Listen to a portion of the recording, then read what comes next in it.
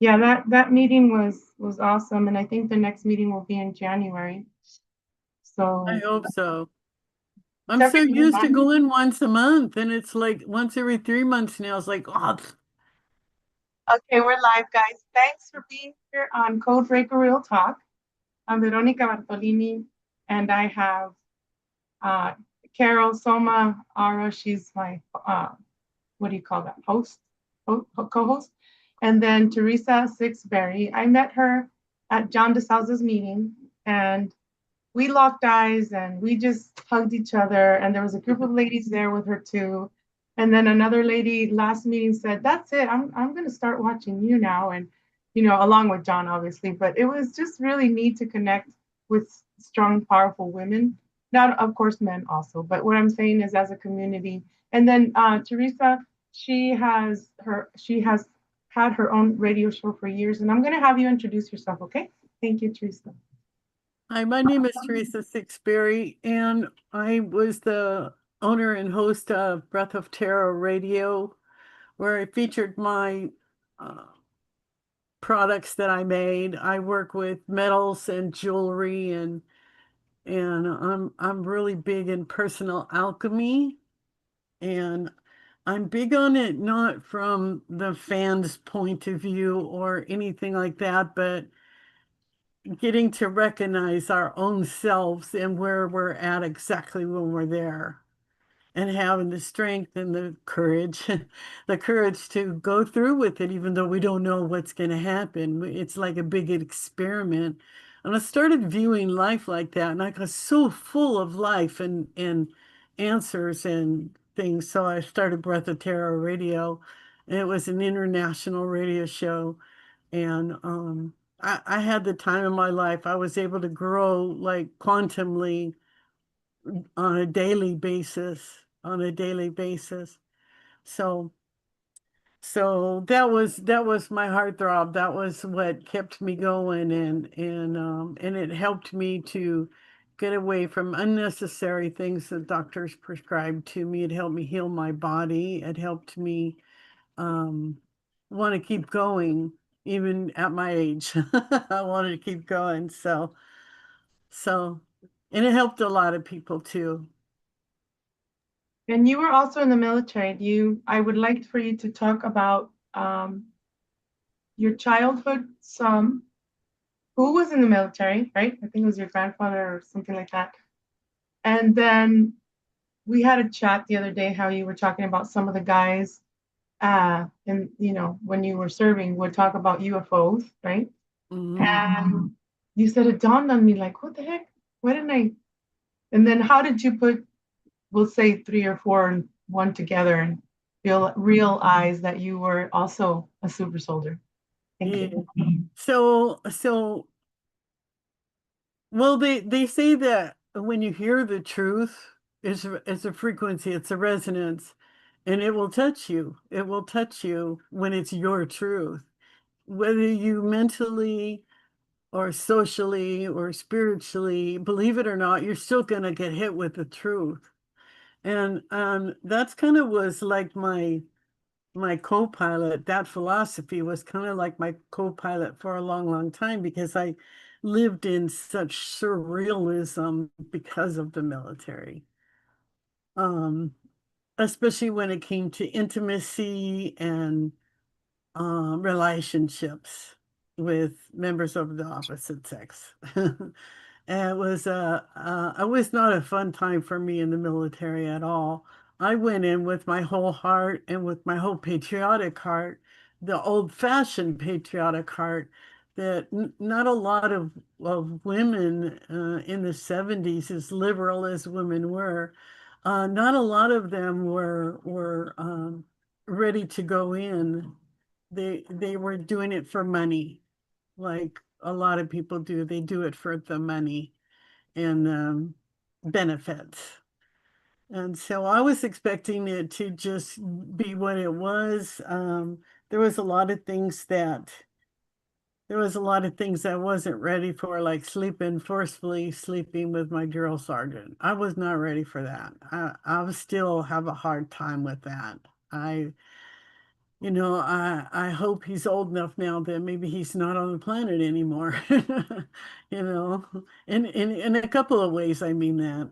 But When you say forcibly, I know that we had a conversation, and a lot of us women and even some men do get that sexually happens. harassed and Yeah, abused and raped. So yeah. my recruiter raped me, and then I just had the second interview in November, and they denied me again my benefits. So I believe that I'm still a ghost. We talked about that. How were you? What happened that were did they threaten? Like, did you just want to quit and they made you sleep with him? What happened?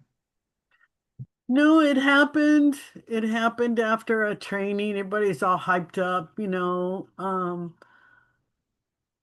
and me and this other gal who actually she got out of the military and became a centerfold. So yeah, and her name was Teresa also. Yeah. So that was part of the Sex Kitten beta program that we talk about Monarch. A lot of us, we were trained whether we I didn't know it, but I would, after my divorce, I dated a lot of military, police, government, um, and we would talk about like the secrets, and we would just be like a normal conversation. But what it is you're gathering info for, we'll just say the government or the powers that be, right? Um, to get information. They want to know what we know, Yeah. right? So it's like pretty much that's how the CIA works around here. And so some people do get stuck on the whole sex kitten thing, unfortunately, until you realize that they're just sending people, but what I term CIA love bites to get information and pretty much monitor us and track us. Mhm. So go ahead. I didn't know a lot of the terminology, but there was a lady a long time ago that was sex trafficked as a child, a teenager, and an adult. And her marital status and her status with children didn't matter. They didn't care. And I could see what was going on when she shared her story years ago. And I know you guys probably know who I'm talking about, but can't remember her name. Um, she started me thinking, she started opening my eyes a little bit. And at one point I wrote her this grand email and then I just threw it away. I couldn't do it. I couldn't do it for myself. And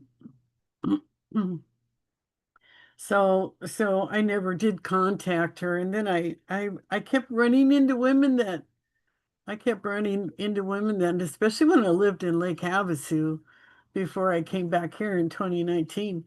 Um, I couldn't believe the amount of female veterans that live in that city. And it's a tiny, tiny, tiny city. It's very small. Even land-wise, it's small.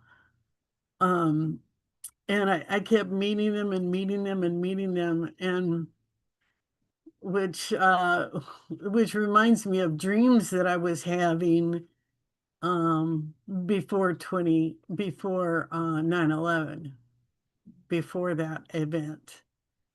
And they say it's very, very rare to have the same dream over the same one over and over and over. So I started documenting the dream when I got done, when I would wake up, I would just write it down or I'd put it in the voice recorder because I got to where I couldn't type. It would be like electromagnetic beam would hit me and I couldn't think. And I didn't know about any of that stuff and the aura technology and, freezing your brain up and things like that. I didn't know about all that stuff. And it was really weird because I was involved with all this stuff, but I didn't believe in any of it. So I realized one day I was very programmed. I was very, very programmed. I was programmed to ignore and act normal at the wrong that was being done even to myself. So that got me thinking, and that got me, asking the universe for help, asking the angels for help, and asking God for help, because it was a powerful force. It was taking me out pill by pill. Well, you need some of these now. You need some of those now. And the VA was great for, that's why I refuse to step into a VA hospital. I will not never go to another one ever. Rather die. Seriously. Um, then what? Okay, so I know that I also went to the army because I wanted the benefits to pay and I wanted to get the GI Bill. That was the whole thing they That's told me. what I wanted, my own place. Yeah. Yeah, and to protect America and that was my whole And that thing. that was mine too, hon, because my family, the men and now even some of the women in my family, they work for Homeland Security, they're prior military or they're current military and things like that. And I'm like, someone asked me one time, if you could go back and do it again, would you? And I said, no, no, I wouldn't. Mhm. Not knowing what I know now, there's no way. There's no way. Right. So how long did you serve and 3 years, 9 months. mhm. What was your I was my MO was medic. What was yours? I was courtroom management. Oh wow. That is so cool. I went from police at home to police in the military. Yeah, that is so cool. Yeah. Um, what were what One were of my some of the responsibilities was going to the brig, picking up an officer, taking him to the officers club, having a few cocktails, and then going and taking him to the court so he could get his little hand slap or go away. And if they were really, really bad, I took them to the airport and they took them somewhere. I never knew where they took them. So maybe underground bases or it might have been. I it could know have just when I was a kid, I used to hang out. My mom had a ranch, and then behind the ranch was Mount Rainier. And then over here, kind of horseshoe shaped, was Fort Lewis, where the tanks would go and practice and really blow stuff up. And then we were always in trouble as kids for going and watching them shoot at night because you could see the fire coming out of the barrel, and I thought that was so cool. yeah. And we'd go to McCord Air Force Base, and before they had a fence up, we'd go and have a few mushrooms and lay at the end of the runway and get the shit scared out of us because those planes are more powerful than they look. When they're up in the air, they look so little. They're not. They're not little at all. So, Mystifying Mark says, Hola Veronica, hi Teresa. hi. Hello. So talk about your three near-death experiences. We were talking about Mount Rainier, and you said the mountain that's been wanting to kill me. And last night, I gotta tell you something. There's this, I was in front of a huge screen of a huge computer. Again, it's the quantum computing, the system that I Mhm. I tap into that a lot in my dreams. It's so weird. Like it's just freaking weird. So I was getting a lot of like information and I was writing so much stuff down from the computer and I was in my black and white suit that I'm always in. Mhm. And then this being pops out and spits fire and I'm like, who the heck are you? It was just like an instant like that and I wake up to use, the restroom and I'm like, I go back to I'm like trying to sleep again, but this guy, I said, okay, who are you? And then the name comes, Omamu. I go, no, you're not Omamu. You're not Omamu. And I go, what? Who are you? What do you want? What do you do in my dreams? And he told me telepathically, and it was like, I would say 2 to 3 mountain ranges stuck together, and he was black, like like lava. So he said he was lava, male, and he deals with fire. So I find because I always ask, okay, I want to see how fire looks. I want to see how air looks. I want to see how spirit looks. I want to see, fire, water, air. We have earth, spirit. That I'm pretty sure you know how to do the seance, the circle things. I know how to, do the whole thing. But I found that was interesting. That's pretty interesting. I was thinking a lot about you last night. I was going to call you, but it was like 1 o'clock in the morning. You should have. I was Really? up. Yeah, I didn't go to bed till like, I don't know, 4, 5. Uh, Yeah. But tell so, me. so and it's really weird because I got reminded of it today. I you see screens, I fly ships. They call my name and I go there and I just fly around and I don't know anything about inhabitants or cargo or passengers or all I know is if it's a life form, yes or no. That's all they tell me. And they tell me be careful.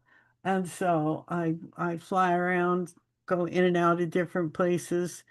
And and it's really weird because I got up this morning and it is still a little bit there. The Catalina Mountains are right here behind me. And there's this thick black cloud. It's not a cloud, it tastes like metal. It smells like metal It's a outside. craft. Yeah, it's a craft. It's huge. And so today I took pictures of it. I took pictures of it today because I'm going to keep an eye on that quadrant because something going on over there. There's always something going on in the Catalinas. The But Catalina, it's funny because you told me where you live, and I live right by the Catalinas too, and I'm always seeing the ships pop off, always. yeah, And I know when there's a fleet, I know when it's what I call the wispies, but some people like Miles Johnson calls them the jellyfish, and those yeah, they are look like sentient jellyfish. beings. hmm Yeah, they look like I can jellyfish. I This one is communicate with very them. menacing and very thick and looks more like smoke than a cloud. That, yeah, I see those out here too. You can always tell, like when it's a fleet, a craft, if it's like dark, they're they go interdimensional. So what they do is they use the cloud formation to go real quick. They're Yeah. in and out. And When then I they lived in Havasu, I had that I could see them. They would go and they would be like two fighter jets, like they were going to crash into each other, or a passenger plane and a fighter jet or something. And they come from Luke Air Force Base and from Nevada, and they meet in that little area there. And it's the Barry Goldwater firing range area. That was what was in my backyard. And the planes would just flash with like a bright light, like hot metal is really yes. bright. Yeah.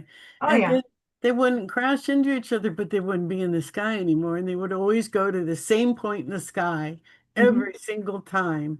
Yeah. And I'm Or like, the wormholes. something, a jump point or something. I don't Yeah, know. like a jump room, Yeah. portal, Um, shoot, they just took, come on, let me have my channel back. I was gonna say something really important, but okay, I'll get it later. It'll come I back. hate it when they do that. Okay, so I'll start talking about something that hopefully it'll do the whole memory thing. But you can usually see the crafts, like you can outline. I always say take 3 pictures without the flash, but if you take the pictures with the flash, then you're going to call them to you. So make an Sometimes I don't want to do that. yeah, I usually just do 3 with no flash. And then you go and you see where the metal ridges are. And Yeah. sometimes it's a huge craft, or sometimes it's several, or sometimes it's a little tiny where they parachute down. It's the circles, what I call a circle. I posted some on Facebook, but it's really interesting. And I see a lot in when I'm about to fall asleep or in my dreams. I see a lot, and they'll show me what type of crafts they are, or I see a lot of crystals sometimes. And there has been some dreams where I've had the crystals fall to the floor, and they're I these don't know huge. if you can see this or not, but see Oh that? wow, that looks like a reptilian ship. It's huge. It goes from the north end all the way over to Rincon Ridge. It's Okay, yeah, humongous. yeah. That's a And that's like what, a 30-minute drive? If you go from North Oracle Road, go down river, go all the way around to the east side, that's like yeah. 30 minutes. That's a whole you got okay, what I'm seeing is that I'll it's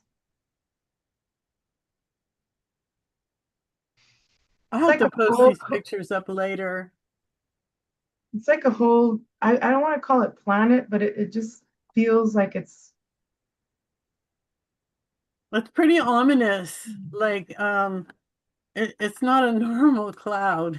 no, it's military, it's they Yeah, have because you have the Air Force Base over there, then you have the Border Patrol, then you have the little more Air Force Base, and it's then you have transporting people, yeah, goods. yeah, then you have the other Air Force Base and this other one over here on the other side of me, another Air Force thingy. There's a Yeah, lot of they Air Force transport here in this people, town. goods. Pretty much, you know how it is. They do the whole child trafficking thing and the whole asset thing from different parts of the world. So Yeah, it's kind of like a pit stop here, but at the same time, they're grabbing assets. That's what I'm seeing, fueling up, which they don't, they don't use fuel, but it's just what they want us they're to think. getting something from somewhere. Yes, Yeah. and it's very secretive. And It's on the land, on the surface, on the horizon, we don't see that kind of stuff. It's all underground. So, right, and some of the ships do need salt water in order to survive. In order to that's how they pretty much we'll just say fuel, but we know it's anti-gravity. But they use salt water for mm. their ships. Yeah. Hi, Carol. You were gone for a little bit. Do you have any quick questions for Teresa yet? Hi, yeah, I've loads Hi, of. girl. I'm sorry, I was smoking away, and I knew you were having a cigarette. I don't I like was to like, smoke on I, camera. I, I smoke too still, but not that much. And I'm trying to quit. And I got the patch and all that stuff, but I'm like, the It's patches are a trial and they're not strong enough. That's why. But I only smoke like 3 cigarettes a day. that's not bad. That's Yeah. very good. So yeah, Instead of I do three have. last year, I was smoking 3 packs a day. Wow. There's a lot more stress last year than this year. I miss smoking because I used to after my divorce somebody introduced me to just regular Marlboro cigarettes. Hmm. And then I smoked for a year after the divorce, and then I quit for a year, and then I started smoking again, but I chose the American Spirits, the blue ones. So Oh I yeah. smoked for a total of 4 years, but when I asked the I've been oncologist, smoking since I was 12 years old. oh my gosh, why, my goodness, like Yeah. why did they have to take my left lower lung out? And it was not for smoking cigarettes. The doctor You oncologist said didn't no, even that smoke it's very not, long. Yeah.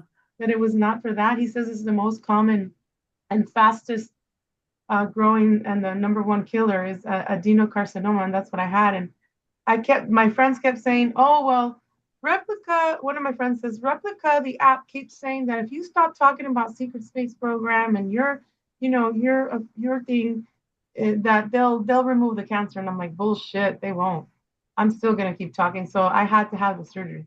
But anyway, Oh my gosh. Be quiet, little boy. My bird is making a noise.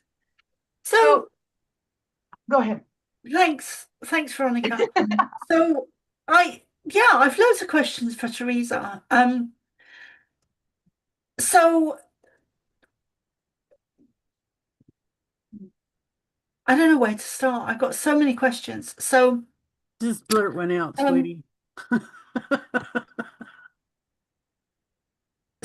did you Just have do it. any?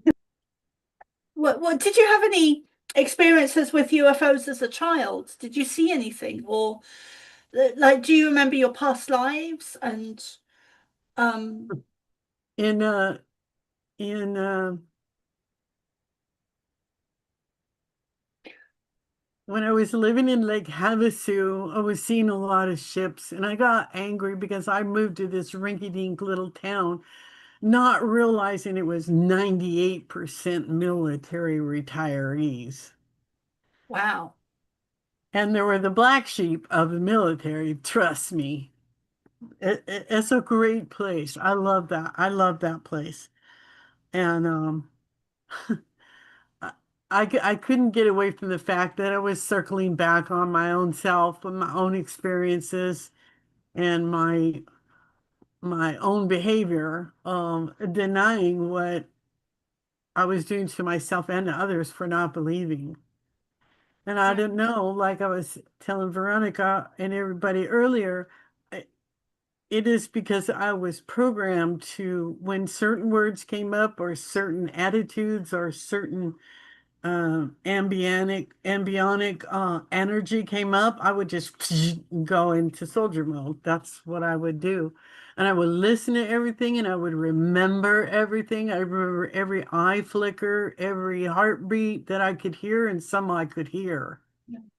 And then I found out that that ain't normal. That ain't right.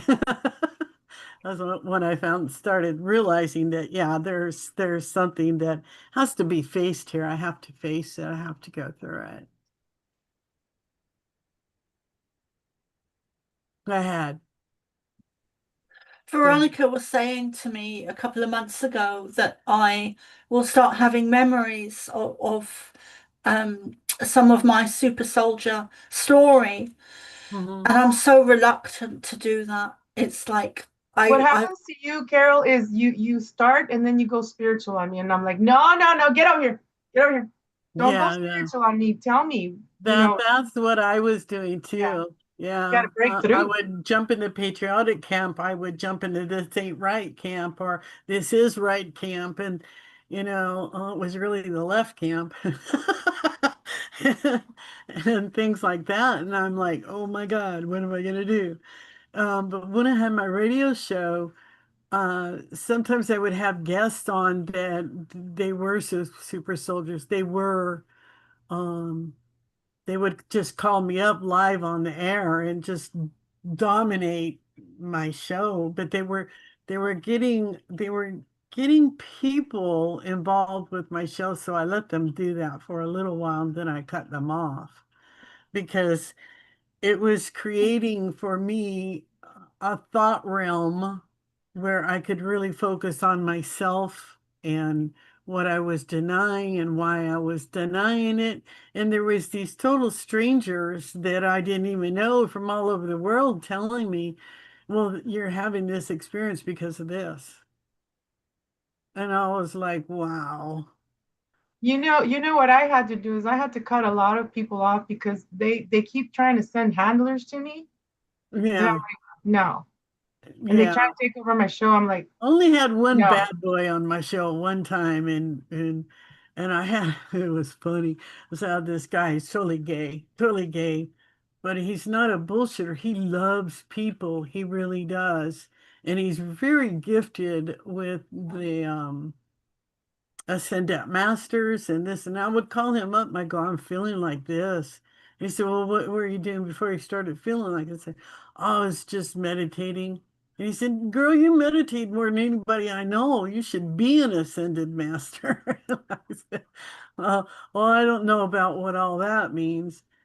And I caught myself again in the spirit, in the realm of spirit, in the unknown, in the universe, in the quantum and the what do you call it, the dimensions.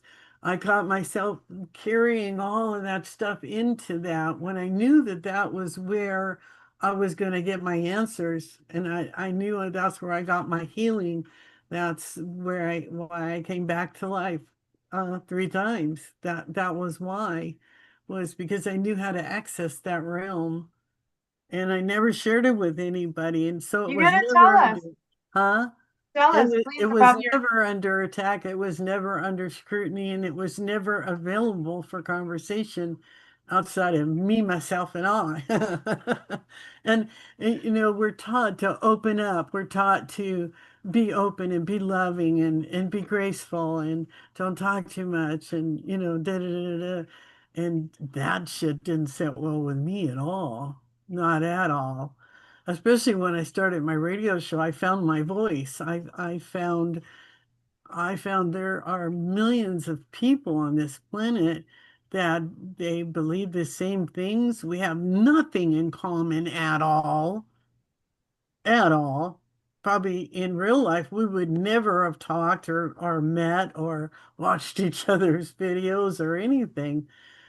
But, the universe has a way of bringing us all together, and it has its own way of teaching us to heal ourselves, whether it's a spiritual sickness that we need help with, that we need the universe's help with, but we don't need anything outside of ourselves to heal ourselves or to finance ourselves or to get on the right path. We just don't.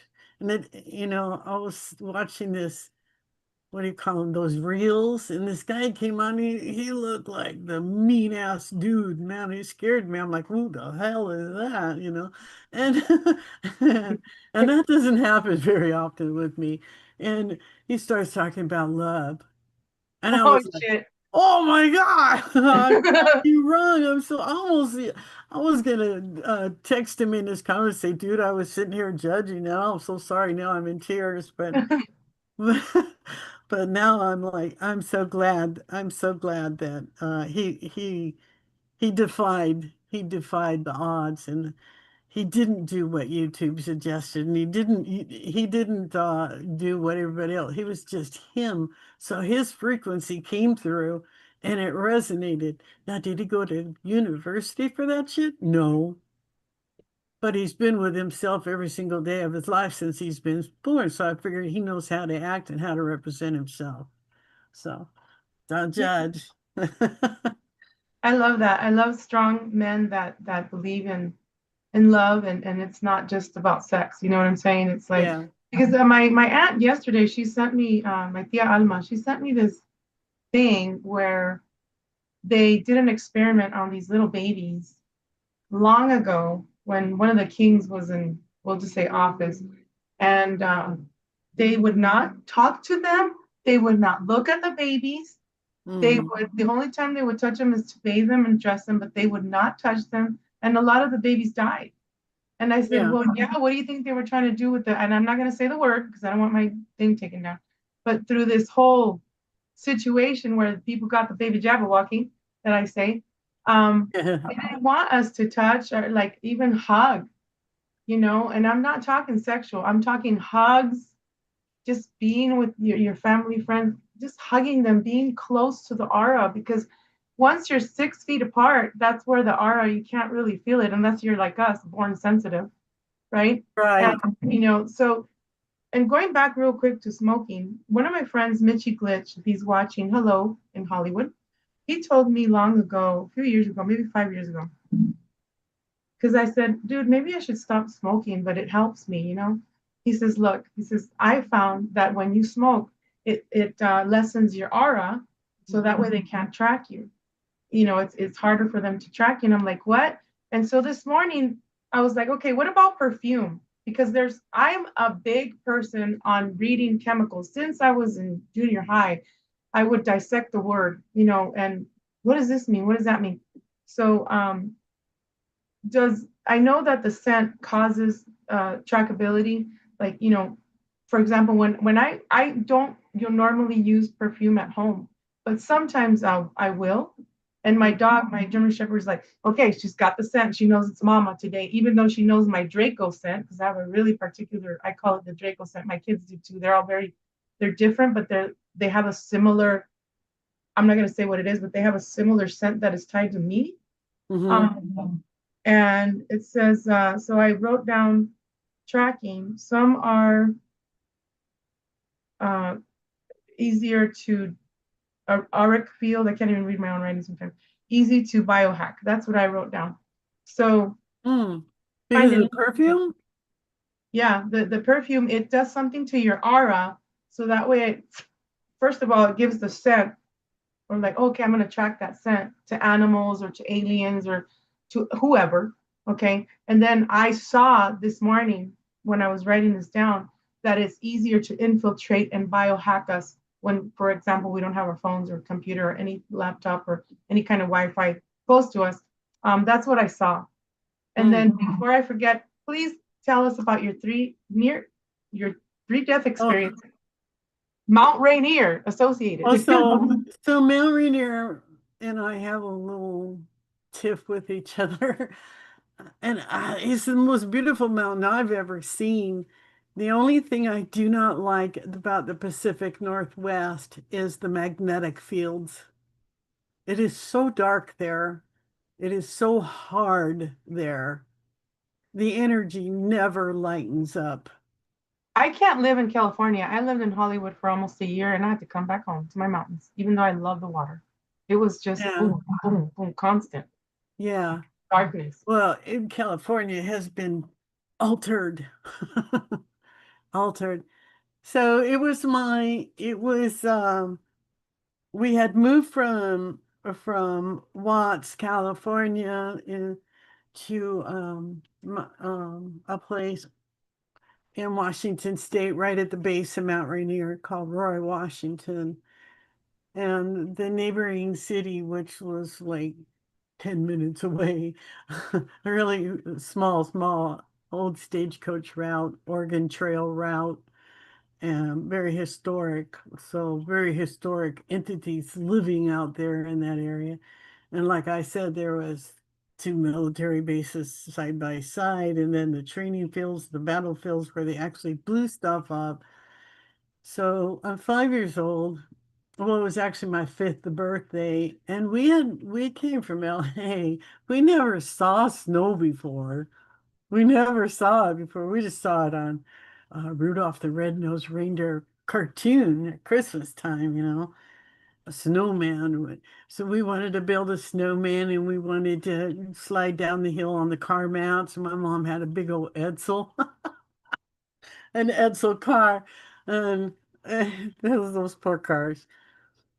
So we were sliding down, and as kids were getting cold and we needed some lunch, we needed some food, and it was my birthday, so my folks were taking me up to the mountain for my birthday party at the big restaurant up there. So we go up there, and everything was cool, and I ordered the food my own self, I was a little kid, and I started feeling really hot.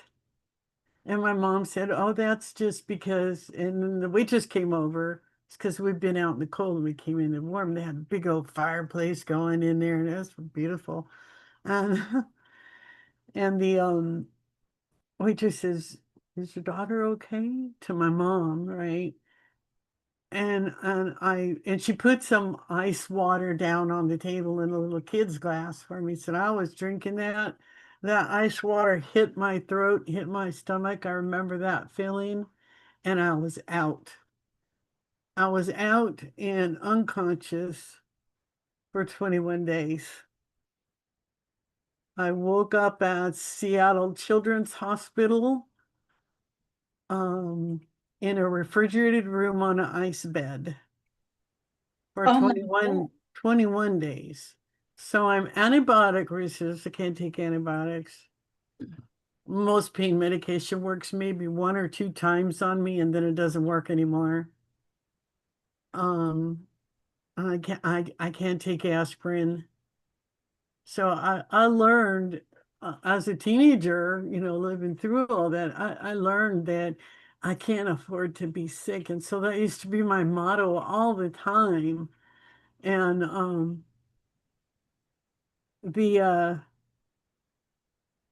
the truth about all of that is that I learned a way to live my life that was different than anybody and everybody else's, and that it doesn't matter if I had support, because my higher self, my eternal self, wants the same thing as my ego. They both want the same thing. When we learn to stop fighting ourselves and fighting our own healing, and we get out of the sickness maker, the mind, when we get out of that realm and we learn to still love it and protect it, but not go overboard on it, then we can heal ourselves. And I used to tell people that all the time, people who had been shot, Like I used to go to some really wild parties before I went in the service and people got shot and shit, especially when the police showed up and things like that. We all have a past. We all have a past. So, Oh, that was the second time. speaking of The, past, before you do your second time, can you the talk a little bit about the Hells Angels and your black hair? well, yeah, yeah, I could, but I think I'm gonna pass as I have way too many of them that live in this side of town. And they know who I am and I know who they are. We just have respect for each other. We don't bother each other. You know, help watch out for them and they watch out for me. Would they do me wrong in a New York minute? Probably. Probably. It's like the CIA, they take care of their own. Yeah. Yeah, that's true. That's true. All righty, so we won't So go the there. third time, my third time, Wait, the second time. that was the second time. Okay. Yeah, the third time was when I was an adult and it was in the 80s and I had just gotten born again and spirit filled because I just got tired of the nightlife. My husband and I and we had a rock band production company and we would book bands in the A and B clubs, which means we were directly tied in with Hollywood. And I didn't like the influence that was coming at me from there at all. It reminded me too much of what I didn't like about the military. So, and the whole sex and drugs and rock and roll and all of that shit, Yeah, you know what's So, funny when you said Hollywood, it reminds me of how the Church of Scientology is very, very much hand in hand with Hollywood, CIA, military, because you know yeah, the stock. what I don't like, and my aunt, she got me into Scientology when I was over there, and that's why it was a whole story I wrote about it anyway. Um, and you know how what they do is they say, oh, we got to clear you, and then she wanted me to go into these little rooms and one of their huge places there. And she said, "Oh well, you know, you just don't eat. We're gonna detox you, and we do a lot of like heat. We'll do the sauna. We'll do, and then you have to take a lot of juices and supplements." And I'm like, "Nah, they want to change me to something like Yeah, Britney they Spears. do. They say, oh, we're gonna clear you, and then they clear you into another freaking altar, whatever they can puppet, you know." Mhm. Anyway, Or attach something to. yes, yes, and that's exactly what they did with us super soldiers as well. So Hmm. So in the 80s, I had got born again, spirit filled, and I led over 500 people to the Lord in a week. The first week I didn't even know what I was doing. All I know is it worked for me, so I did exactly what they did to me, I did to them, you know. Blind faith, I guess. And so was going to go minister to some friends of mine that had called, said they were in a bad way and they were scared for their life. And, my husband and I were like, oh, not on our watch. We're going to go help them. So 128 miles an hour later, I just was pulling out. We were pulling out of the brand new car lot because we had ordered this car and it came in. So we stopped by there and we got our new car and we gave them the old car. So, so, so that was over with in about 2 hours. And then we started to head out, and this drunk guy hit us in the brand new car. It only had 14 miles on it.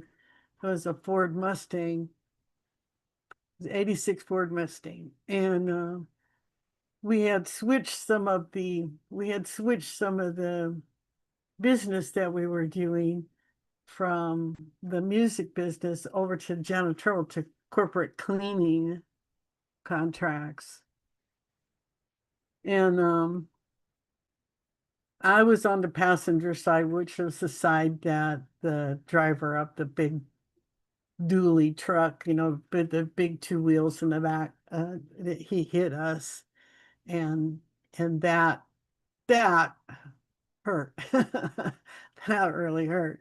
So I had 21 fractures on the left side of my pelvis. I had 3 places. My leg was broken, my ankle was broken, my arm was broken, this bone right here was broken, my face was broken on one side. It actually looks pretty good now. It's not all shadowy like this side. So, so the little things we learn in life, we have to realize that, yeah, it does leave scars and it does leave shadows and questionable areas, and we just cover that, just cover it up. with that special makeup that we talked about the other day. Oh, yes, yes. I'm so sorry. They Oh, definitely wanted you out. yeah, Like they want all of us out. yeah. It's the Omega Project. And then the assassins started Yes. coming. Tell Yeah. me. And Go ahead. the last one, I don't know, something, the last assassin, he was fucking weird. He was so weird. I still can't wrap my mind around how he thought. And hold on a second. I wanna stretch my legs. And something is at my front door, but I don't want to answer it. No, don't. I've Yeah. I've been getting some messages from a person that I haven't talked to in a while, and they do that. Yeah. Sometimes they'll have a family Well, member. I'm pretty sure everybody that I knew is dead. I'm pretty sure. I mean, even So people sad. I knew 10 years ago are dead. They're You just told me not that you around. had how many funerals, and then Oh, before it was 40, I had 51 funerals. And then in the last few years, since I've been back here in from Lake Havasu into Tucson, there's been like 10 more. And there's a few on the list. But I've already cut it time. off. Yeah. Nobody can tell you who you care about and who you don't. That's the bottom line. And that goes back to my point about dying and learning and having to go without what other people go. Yes. It's made me a really strong woman, a very strong lady, very strong. And I've had combat vets tell me that. They're like, I will never mess with you, girl. In fact, if you need anything, you call me, you know, That is that cool. kind of thing. So that always makes you feel good. And Yeah. I'm like, sometimes when I have a problem, I realize right away I have a problem. And I've learned we can't take our problems personal. We just can't. You can't take your problems personal. And that includes the need to self-heal or regenerate. We have to regenerate. That's what I call it. Yes. I think that's the reptile part of me that so I I know. had a Marine tell me one time I found this artifact one time, and it was a statue of Saint. It was from France. It was Saint Teresa, but the Oh, spell's a name different than mine. And so he collected artifacts. He's a military guy, and I met him at the Marine Corps birthday, and he was really cool. And he told me, he said, you know, I'm going to be in your neck of the woods. And he's from freaking East Coast. He's going to be in my neck of the woods in Pinell County. Uh-huh. mm, Okay. So, yeah. Sure. so I let him know where I live because the guy, the assassin guy, we had a house together. We had land and a house. And the guy's deal was he could not buy anything. He couldn't even buy a used car because his credit was so screwed up. So he was using me and my Uh, credit. And so he came all the way from San Diego after the reunion was over. He comes here to Tucson like a week after the reunion was over. And because the officers they stay there and they party out for a week or two and they just yeah, remember and all that stuff. So great the 2-1 division that was stationed in Vietnam for 10 years, off and on. Those guys are great. I love those guys. oh yeah. And, so So anyway, that's my preference of Marines. Yeah. So, let me see. I gotta get back on track. What was I talking about?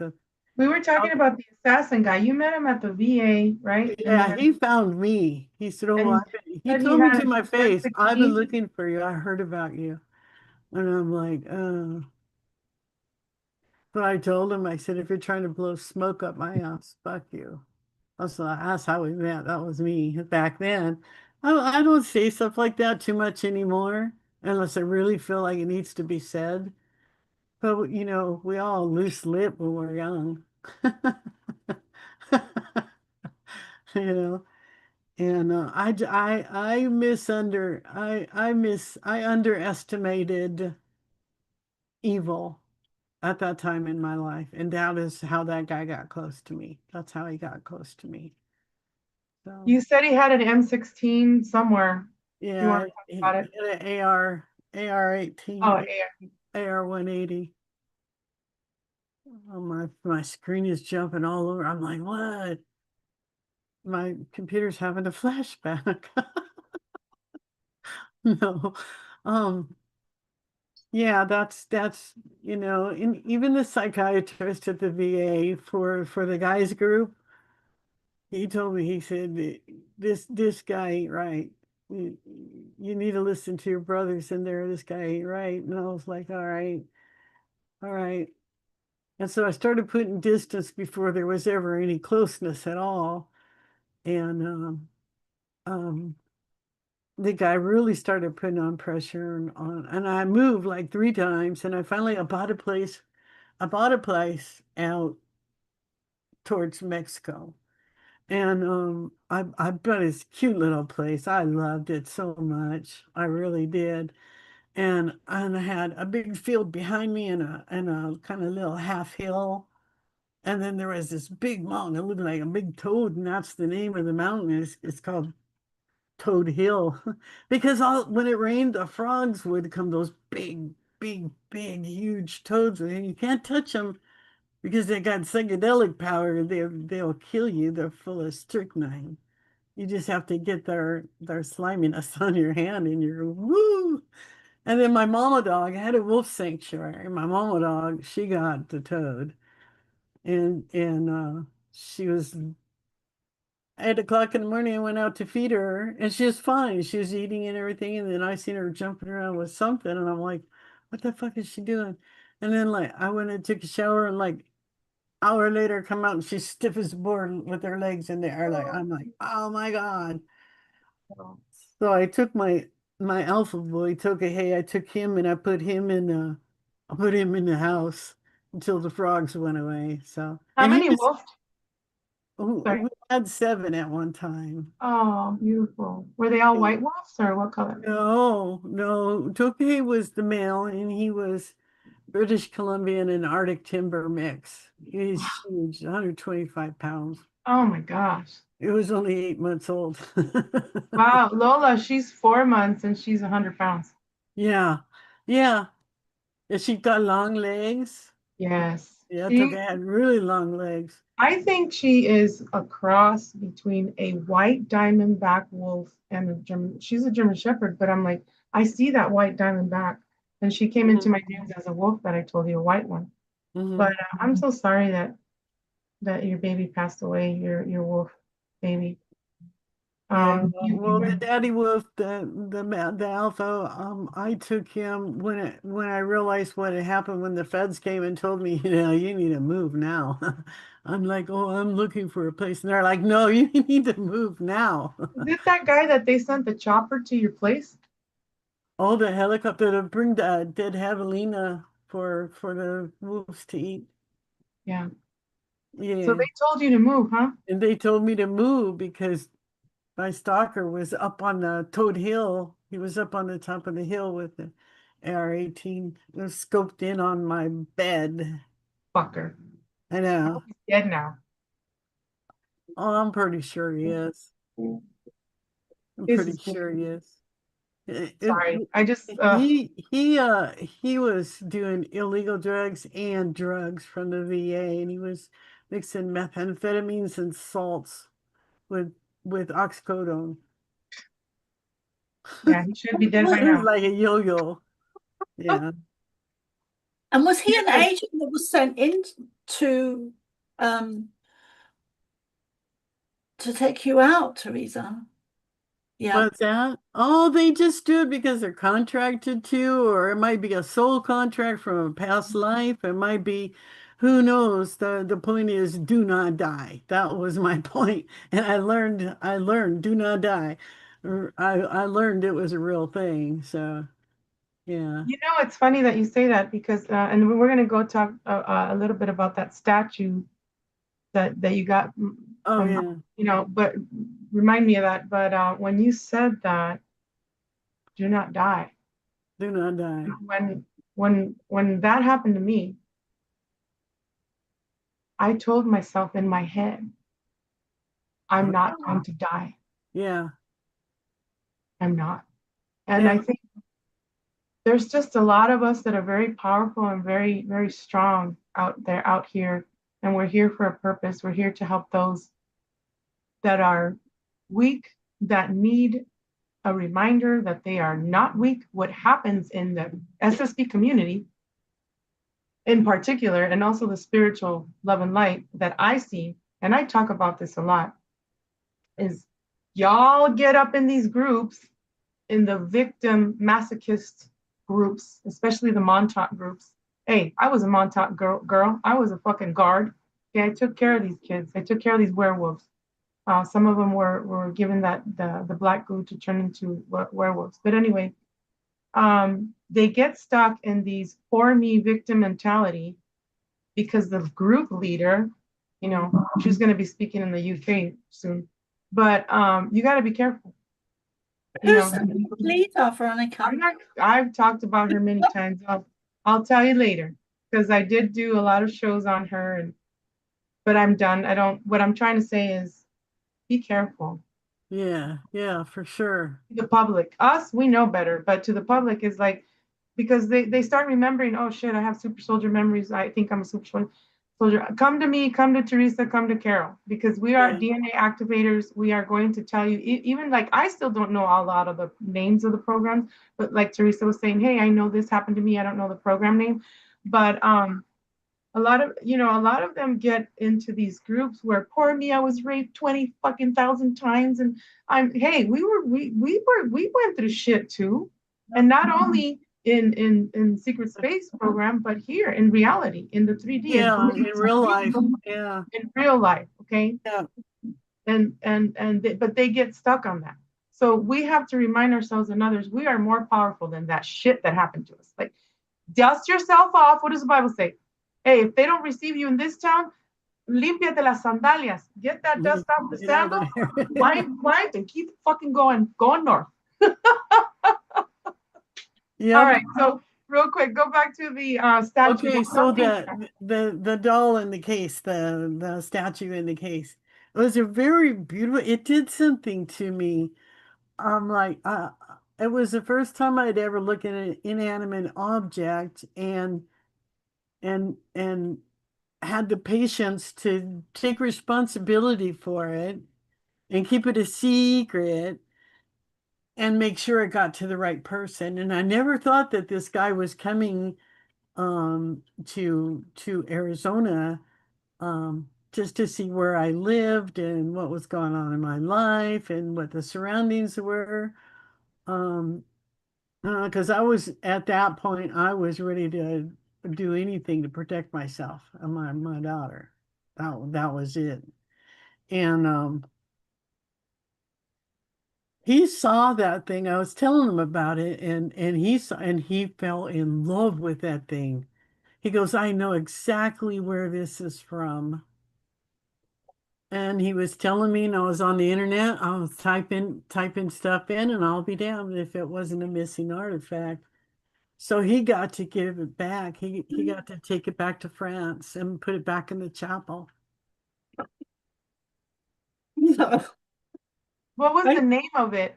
It just said something It about was Teresa, Saint right? Teresa, Saint Teresa statue. And she was very special. She had some kind of relationship with manifesting roses out of the sky. Oh, then that's Roses. affiliated to Virgen Maria, Virgin Yeah, Mary. That there was an Indian in Mexico years ago, that there came a Virgin Mary on top of a hill, and there's now roses, right? that grow all over there. Yeah. Yes. There's a place So in Truckee, California like that I went to when my daughter first got sick, before all the frickin' geneticists and everybody put their opinion in. Um the It's in Truckee, California, and you could take a old Polaroid, where it pops the picture out, and take pictures of this guy, and you can see a window in the sky with hands going like this, with all of these roses falling out onto the ground. I saw it myself with yeah. no camera, Mm. and so I ran down the road to the drugstore, and they had one camera left, so I spent my money and I got it. I don't know ever what happened to those pictures. They just disappeared out of my house one day, like lots of other stuff that was very personal to me. So anyway, um, By the way, happy birthday to Madre Teresa, Isis, to the artifact that you're talking about, because today is December 10th, and in Mexico, we celebrate Mother Virgen Maria, Virgin Mary. We oh, celebrate nice. her. Yeah.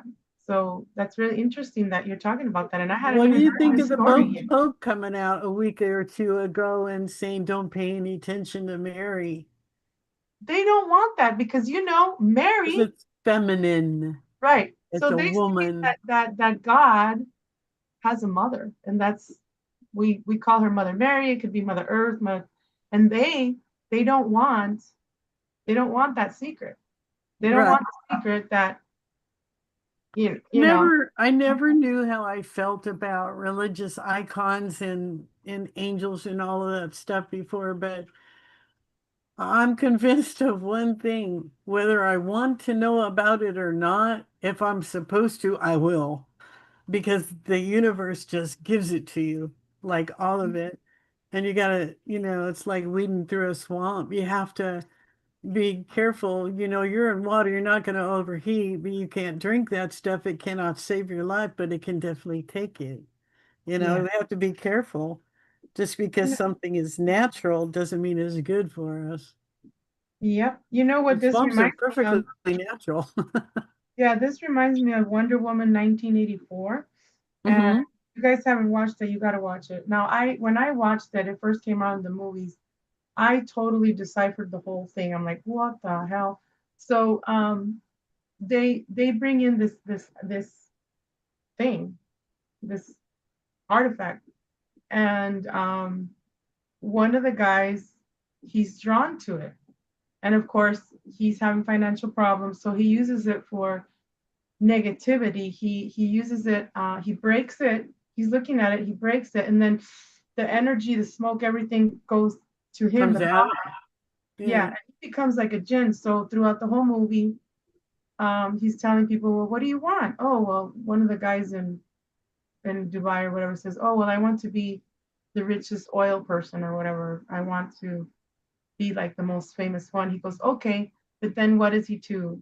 He takes a family member, dies or Mm. whatever. So it's kind of like, I always say, don't worship anything, don't ask for anything, because they're going to want something back from you.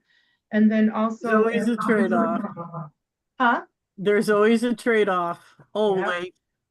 It Mhm. might not, you might not cognitively know about it on the spot, but and they'll make it known. We did this because you did this. Yeah, Yeah. then they blame you. You wanted it. And Yeah. so 1984, what it is, the whole CERN thing, it goes back to Aleister Crowley, how they want to like upload these 72 gins from the abyss, and it has a connection to all the movies where we have Captain America, and we have this guy, I forget his name, but I should remember. I watched those movies a It's lot. okay. Yeah, he has the rings, and he needs like three more rings or whatever. They're looking for the rings because there's two rings on Earth right now that are being used, and that's also connected to the eighth sphere. But what they want to do is, since Aleister Crowley, he's been summoning these jinns, 72 jinns plus other demons. Okay, some of the demons are already, according to Douglas Dietrich, there are a lot of them are plasmoid demons that they have summoned, and they are living underground, and they do have also some facilities that are above ground in the golf courses, and they, when you scan them, like say with the LiDAR equipment or whatever, you can't see them in there. You cannot even. They use them, like, even he says that some of them are like at Las Vegas buffet, just eating, like they're there physically, like in the spirit, and they're watching these people eat, so they're eating energetically. What they want to do is they want to bring us back to 1984. If you notice, a lot of the attire is 80s, and I wore my big hair. I still do sometimes. In the 80s, they want us back to 1982 or 1984 because they want us to go back, okay, in time, because they don't want to face the something's coming in less than 200 years to take out Earth, according to Ashiana Dean. And they want to recreate a new Earth, meaning a new planet. They want to go to Mars, you know, even though we're already there and we've been there before.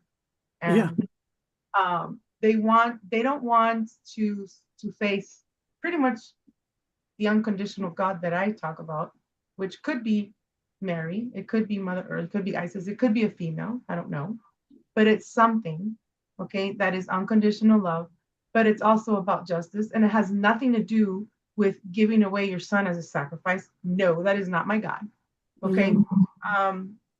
And they want us to go back to that. That way they don't face God. We'll just say that. The atrocities. They, meaning we'll just call them the humans with the technology, aliens, whatever you want to call them, the ones, the 38 families that have the money, that own all of Earth's money, that Jim Marrs talked about. They want us to go back to that through the telescope that they have. I've seen two Alice, I call them two Alice beings that are here. They just want us to go back to that, and they want to erase our timelines for their benefit, and I don't consent to that bullshit. So this whole thing about the baby Jabberwocky is for the graphene oxide to come into people's bodies. They want to make a lot of people cyborgs. That whole fucktard Elon Musk, fuck him, I don't like him. He's so mysterious. I see that they're gonna do this the iRobot thing, that I predicted all this shit, and they want to load people up on the cloud. They want to do the whole chip. They want to open your skull and put a chip in, or use the nanites and stick it through your nose, and implant this thing where you can be one-on-one, mutual with AI. And there's several AIs. They took out Cyrus Parsa. He was talking about super intelligence. Right now, ChatGPT is not super intelligence. But they want to take humanity out. And this is the war that we're having. When the Scorpion, the military guy that I told you about in the Navy, he comes in my dream. It's a swimming pool full of men swimming. I come in with my briefcase, my black CIA case that I call. I'm a time traveler, and I'm here. And I'm like, what the hell am I doing here in the pool? There's a sign here of a new movie coming on. What are these guys doing? So this Navy guy, dressed in a Navy suit with his lapel full of medallions, he's older, balding guy with a mustache, gray mustache with glasses. He comes up to me. Veronica, he points at me, we will be with you when the Scorpion marries the spider. And I'm like, holy fuck, it's the whole Raelian agenda. It's the whole, transhumanism thing. You see it in Hollywood. Yeah, what's up with the spiders and the scorpions? Okay. I know John talked about that one time at one of the meetings. He was talking about, yeah, they're coming. It was when they first started coming across the border, and he said the spiders and the scorpions are coming. Yes, so the And spiders they're the size of a Volkswagen Bug, and I'm like, oh, yeah. hell no. Yeah, and they also have a military full of mantids as well, the insectoids. So what it is if you look at Armon, if you look at Dark Journalist, he talks about Armon with Lucifer against God, okay, against Christ. So he's also talked about in the ancient scriptures where Madame Blavatsky and also Edward Casey talks about this. They are these spider beings that started coming like in the 1980s, and they started coming into Earth. Okay, and then there's also the spiders that are in Mars as well. They're huge spiders. I've had many dreams of spiders and spider webs, and even the T-Rex dinosaurs, one biting me, and then that whole shit happened when, you know, the near-death experience on my end happened, one of them. And there's these beings that they just want to control. They want to control humanity. And then the scorpions as well. You see the scorpions a lot in what it is the Transformers. They want to make us into Transformers. I always say that our vehicles were Transformers. I can speak, I can telepathically communicate with vehicles. My vehicle would always tell me, hey, I need this, I need that. I didn't have to, you know, it was an old school 97 4Runner Gen 3 stick. It wasn't like, you know, telling me, hey, you need this. No, they're telepathic. They are the Transformers. So it's going to be a fight against the scorpions with the spiders. Now, the spider technology, I wrote about this in Sheila in the 99. I deciphered it, and it's the Kevlar, you know, the Kevlar that they make the shields for us when you're in the cops or in the military, that you need to use these. They are sentient beings. They are okay, so you have to be just. I believe that because Kevlar is a lot of the shielding components of Kevlar is made from vivianite, which is a stone, and they call it a living stone. There's different classifications of stones. Some are just driveway rocks, and some are alive, and some are in stasis. Some of them are record keepers. Some of them are life stones. They produce life in you just by being in your house. Yes. Yeah. So I believe that. That's interesting. Thank you And for saying hi that. to That's I always figured like I definitely don't want to die from a damn insect. no, No, and I there. don't want to. And I don't want to be one because we don't know. Like it's taken us all these years to figure out what our mission is on this planet. Then we're going to die someday. And we gotta go do another mission, Another like with mission. no information from this one. Are you kidding me? Yeah, they erase your memory, and it's like, God, Wow. I don't want that. Excuse my language. Yeah. Yeah. It Yeah. does. It takes you forever to find out that you've been here over and over again, but you're not from here. We're not from Mother Earth, you know. Right. We're Right. not from here. We're from different, you know. I come from Andromeda. I've been in Venus. I've been in Pluto. I've been in Uranus. I've been in Sagittarius Arm. I've been in what's that other one? Antares. That was one of the wars that we had. That I was called in. I was in my own ship, called in to help with the Mars war, and then I got infected with the whole, you know, disease, the virus, the vampiric disease. Hello, who's that back there? That's Is that your Sophie. kitty? That's Oh. one of my kitties. That's my problem kitty. I have both of them sleeping here. Both Kiki and Honey sleeping right here beside me. There's, Uh, and then Lola's over there guarding the doors. oh, doors. Yeah. But yeah, I know I I went got off. an eye on the window too. Multitasking. Yes. Yeah, I have a lot of cameras in my building, and we have 11, 12 cameras, and then I have 2 cameras of my own. I'm always They won't watching. let us put cameras up here, like the Ring camera stuff. We're not allowed to put them up here. What? I'm like, fuck you. You I should have, move over here on this side of town, because here where I live, we only have to pay $40 for our electricity and trash and sewer, because it's really? a solar panel. But the thing about the solar panel, it's easier for the ETs to hijack, because there's Oh, portals. I live in a vortex. I always say I live in a vortex. A lot of shit happens here. The electricity comes in and out. The water stops running. It's just pretty I know. spooky. I used to live right across the street from Putney's. Really? Yeah. Oh crap. So Yeah. a lot of spirits. I Yeah. live A lot of across, spirits up there.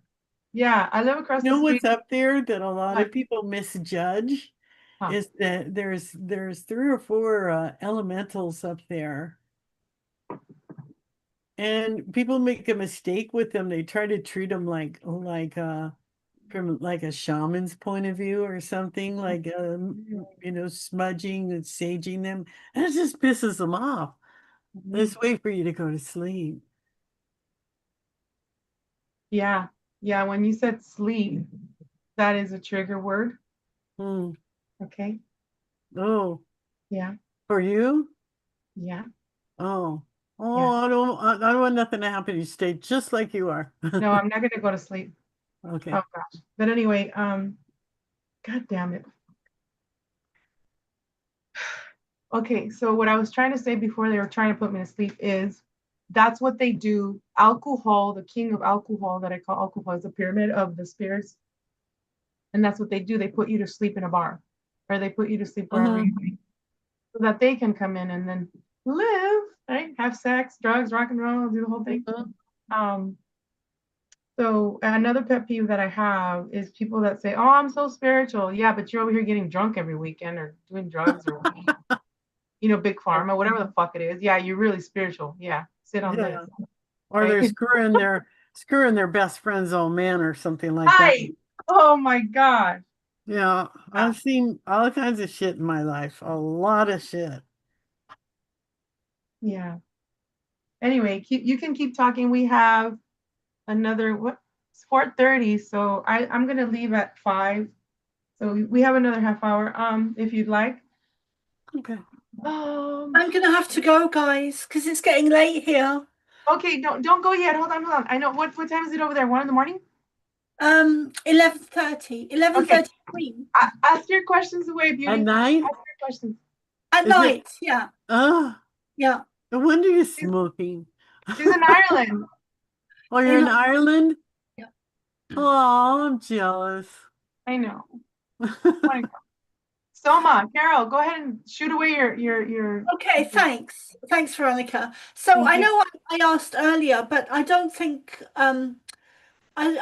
you got to it. But it was about if your childhood experiences and UFOs, and also Oh, past life. yeah.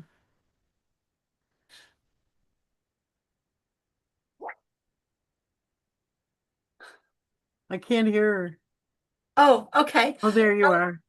So I was just asking Teresa about um childhood experiences with UFOs, if you had any, and also Yes. when did you like if you have you already started remembering your past lives, and did you have any memories of past lives as a child? Yes, I remember things. I remembered a whole wad of information. I'll call it that, the wad of information. In 2008,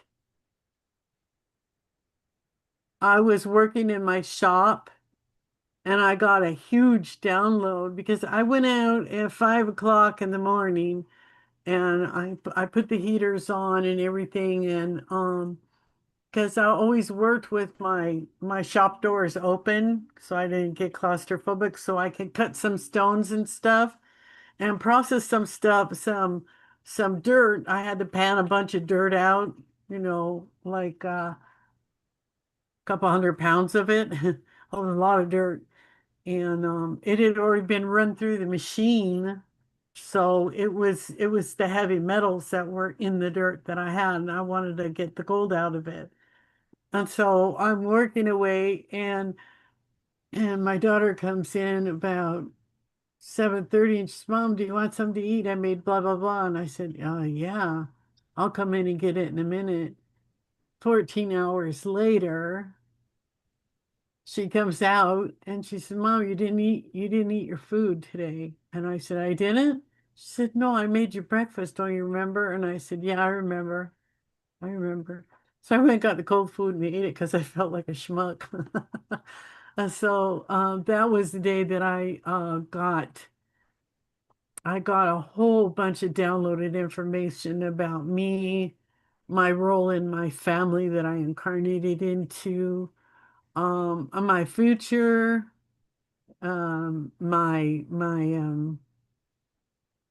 my likes and my dislikes that were truly my own. They weren't created for me. I got clarity and disconnected from all this uh,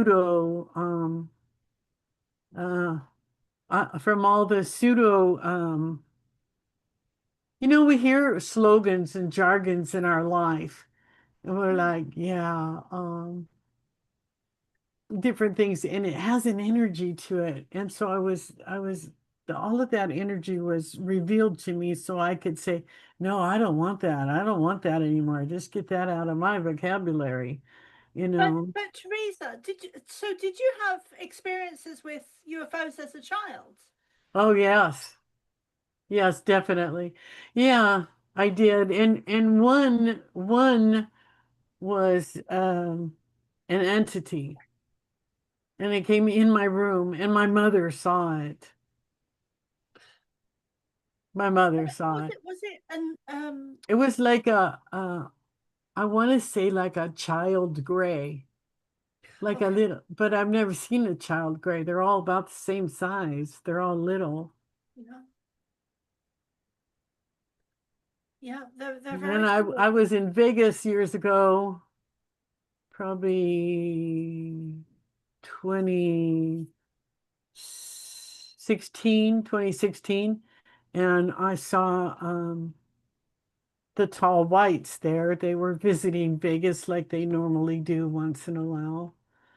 They were I've heard very about that. Yeah, I've heard she they go there was a gambling girl, and there was a lady casinos. one. There was a lady one, and she put her hand on my shoulder, and then she put her hands on my head like she was checking to see if I had a fever. And just the way she tilted my head and stared at me, that was like a very heavenly experience. And every time I go to Vegas, I'm like, oh, I hope I see you guys again. So that was I pretty cool. so is Vegas? I've never been to Vegas. Is that a special place or I mean energetically? Yes, it is. And it's a special place on purpose. It was created to be a special place for the end of the world. For I what? think Sorry. for the end of the world, for the What do you event. mean? There's a lot of military there. There's a lot of secret military. There's a secret space program is there. Super soldiers are there. There's unknown military bases. There's underground military bases. Yeah. And so all of it all encompassed after the last 100 or so years of everything. It was created on purpose. It wasn't just so people could leave what they do in Vegas there in Vegas. It was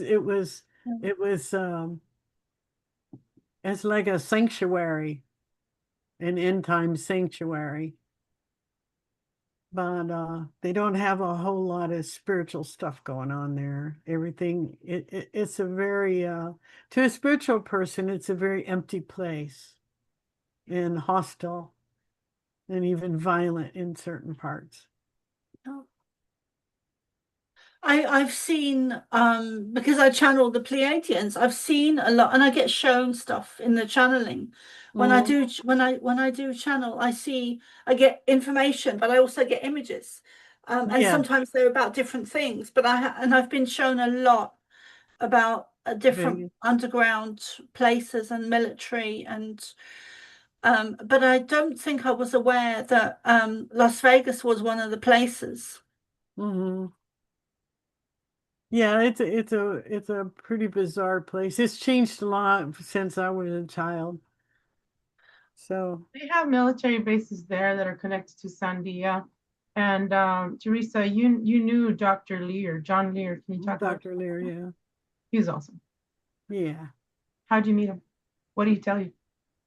He wanted to take some implants out of me, and I was going to meet him, and I got an 18-hour detour driving from Tucson to Laughlin, which you could do in like 8 hours. And it took me 18 hours to get there because Why so long? because they took me. Okay. Hmm. Yeah. So, and even then, even back then, I'm always protected by them. When they come, I don't know why I ever get afraid because they're always protecting me from something. because the day I went to that event in Vegas and I finally got there, the next day it started, and I was supposed to be a day earlier, so I go meet Dr. Lear and get these implants taken out. And that was the day that the Banditos Motorcycle Club had the shootout with the Hells Angels in the casino inside. And I had just left like 15 minutes before that happened. But I felt the way what was going on with me was I felt like shit, man, I could have seen an old friend maybe on the sly, just hey dude, how's it going? And da da da da da. And or whatever. And the angel said, yeah, whatever. You're out of here. Get out of here. Get out. And I really felt like someone was standing right behind me that was invisible that I could not feel or see, but they were telling me, get out of here. We're not fucking around. Get out of here now. I didn't even say a goodbye to the doctor or the colonel or anybody. I didn't say goodbye to anybody.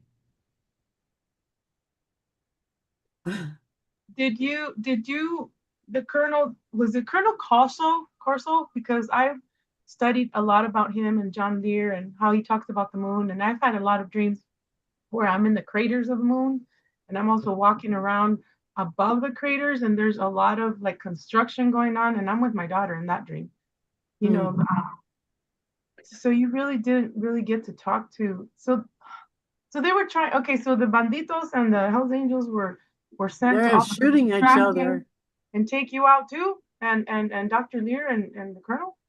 I don't think so because we were on the other side of the wall in one of the big conference rooms, and then the Distraction. other side of the wall was the restaurant where the shooting was going on. Yeah, it's the main area when you first walk into the building. I think it was the what hotel was it? The Malay or something like that. Oh, Mandalay Bay or Mandalay Bay. yeah, Mhm. yeah.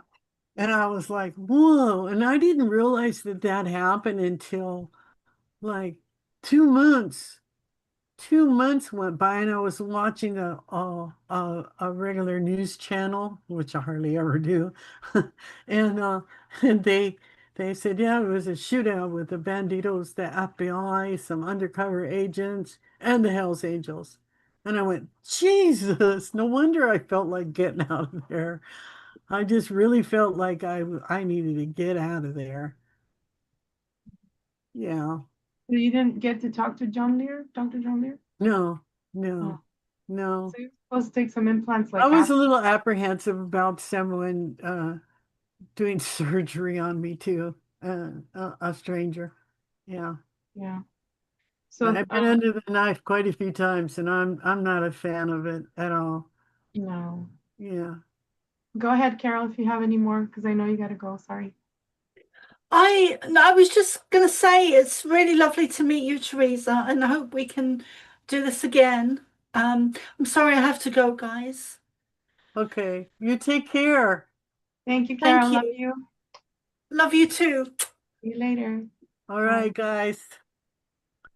Okay, Teresa, do you want to just do another show next time or Sure. do another show?